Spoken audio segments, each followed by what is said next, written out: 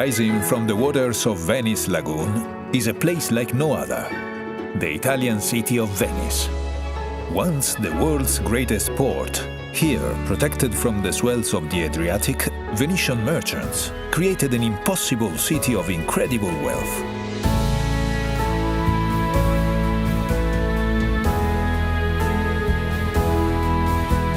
Long hailed as the most breathtaking city on earth, there is no denying that sometimes Venice can be overwhelmed with admirers.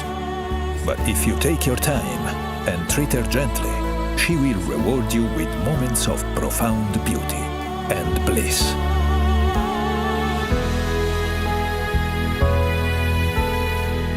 Most visits begin in the central district of San Marco, where you find one of the world's great squares, St. Mark's.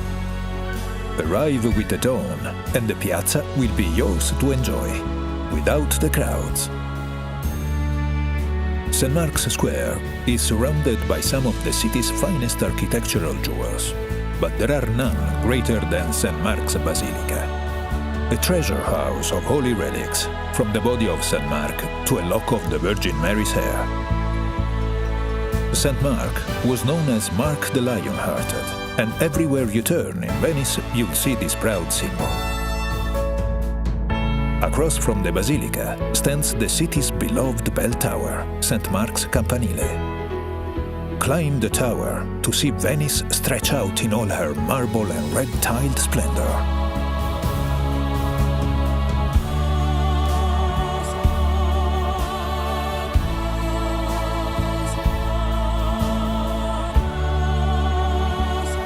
Below the tower is one of the city's great landmarks, Doge's Palace. For centuries, this Venetian Gothic masterpiece was the seat of the Republic's power and prestige. Today, its courtyards, apartments and chambers are a museum, which celebrates centuries of Venetian achievement and glory.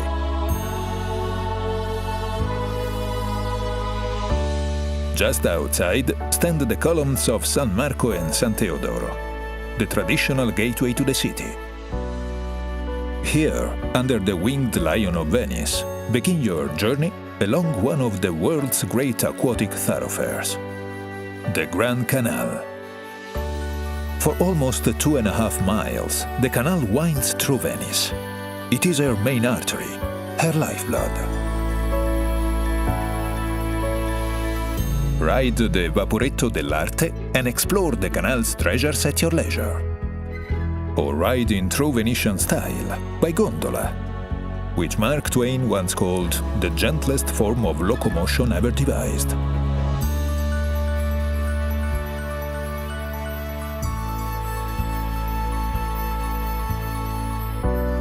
Near the canal's southern mouth rises the graceful dome of Santa Maria della Salute. Beset by plague in the 17th century, Venice turned to the spirit of Mother Mary for deliverance. The plague lifted, and grateful Venetians raised this new church in her honor. All along the canal, elegant palazzos, once the homes of wealthy merchants, slip by as if in a dream. The timeless wake of river traffic laps at their doorsteps, just as it has for centuries. Today, many of the palazzos are home to museums and galleries. Carezzonico allows visitors to experience the opulence of 18th century Venice. While Palazzo Grassi's bold restoration and artworks are the perfect reflection of a city that cherishes its past and embraces the new.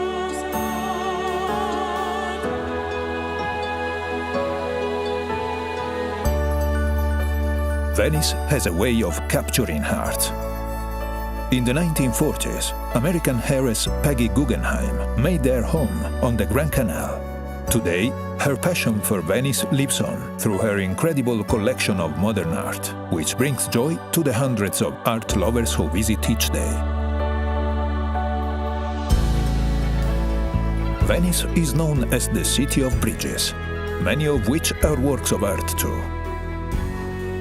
The Accademia Bridge links the San Marco district to the Accademia Gallery, and offers some of the Grand Canal's finest views.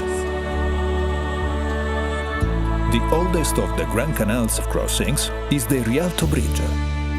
For over 300 years, this was the only way to cross the canal on foot, and today still stands as the grand gateway to the Rialto markets. Away from the Grand Canal, there are hundreds more bridges to explore, from the purely functional to the breathtaking. The most famous of all connects Doge's Palace to the historic prison.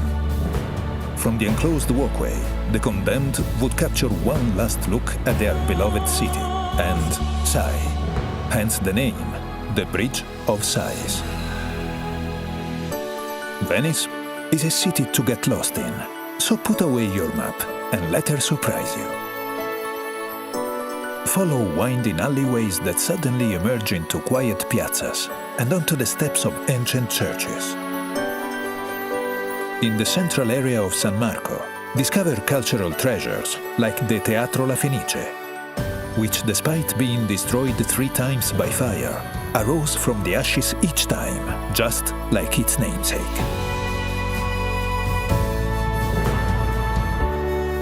The further you roam, the fewer travelers you'll see, and the more locals you'll meet. These are the places where the city surrenders its most intimate pleasures. When the city's embrace becomes too tight, there are places to catch your breath, like the waterfront promenades, or the sleepy canals and spacious piazzas of Castello.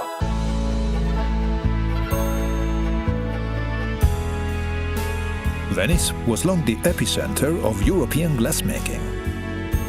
Fearing an inferno, in the 13th century, Venice relocated all her glassmakers to the island of Murano. 700 years later, the descendants of these artisans still create works of incredible delicacy and color.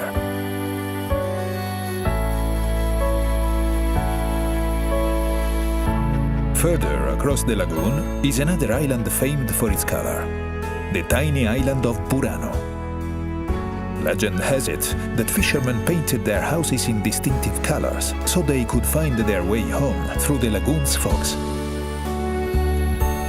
While here, shop for some of the island's exquisite lace, just as Leonardo da Vinci did when he visited in 1481.